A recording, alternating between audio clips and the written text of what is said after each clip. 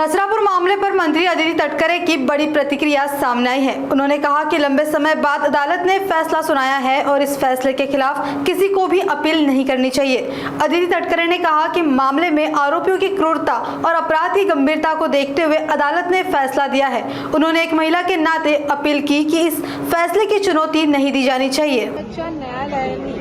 अशा पद्धतीचा ऐतिहासिक किंवा बेंचमार्क निर्णय हा बहुतांशी बऱ्याचशा कालावधीनंतर दिलेला आहे।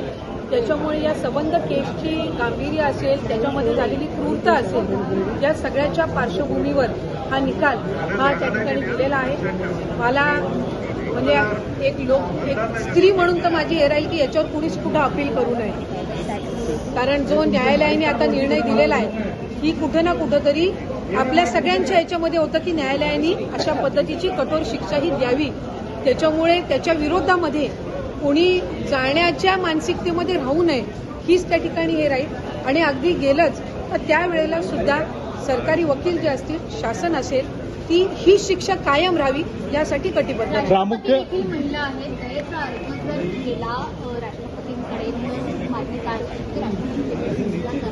अशा पद्धतीने इतक्या गंभीर केसमध्ये दयेचा अर्ज नाही, मला वाटतं की जरी दयेचा अर्ज आला तरी राज्याचे मुख्यमंत्री फडणवीस साहेब असतील आणि आदरणीय शिंदे साहेब असतील किंवा आदरणीय सुनेत्रा काकी असतील, आपण सगळेच नागरिक म्हणून किंवा एक अधिकार म्हणून मुख्यमंत्री आणि उपमुख्यमंत्र्यांना आहे, ते सुद्धा त्या संदर्भामध्ये आदरणीय आपले महामहिम राष्ट्रपती मोदयांसोबत त्या संदर्भामध्ये निवेदन करतील। आणि मला खात्री आहे की जो उद्रेक होता सगळ्यांचा आणि कोणीही असं नव्हतं की ज्याला वाटायचं की ती व्यक्ती वयस्कर आहे किंवा काय आहे म्हणून त्याला कुठल्या पद्धतीचं याच्यातून काही शिक्षेतून काही सुटका मिळावी।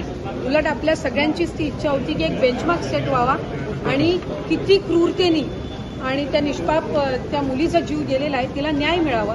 त्याच्यामुळे त्या संदर्भामध्ये अगदीच मला खात्री आहे, म्हणजे मला तर ही आशा राहील की कुणी उच्च न्यायालयामध्ये जाऊ नये। जी शिक्षा आहे ती, कारण त्याआधी सुद्धा त्या नराधमाचे 2-3 गुन्हे आहेत, त्याच्यामुळे साधारणपणे ही सगळ्या पार्श्वभूमी पाहता कोणीही उच्च न्यायालयामध्ये कुठल्याही इतर न्यायालयामध्ये त्याच्यासाठी जाऊ नये। आणि राष्ट्रपती महोदयांकडे सुद्धा ज्या वेळेला ते या संदर्भातलं निवेदन करतील त्यावेळेला राज्याचे मुख्यमंत्री म्हणून आदरणीय फडणवीस साहेब, गृह खातेही त्यांच्याकडे आहे, तर ते त्या संदर्भातलं निवेदन हे शासन म्हणून आमचं सुद्धा त्या ठिकाणी महामहिम राष्ट्रपती महोदयांना राहील। अशा शिक्षामुळे आहे कुठेतरी न्यायालय हे मिळेल का?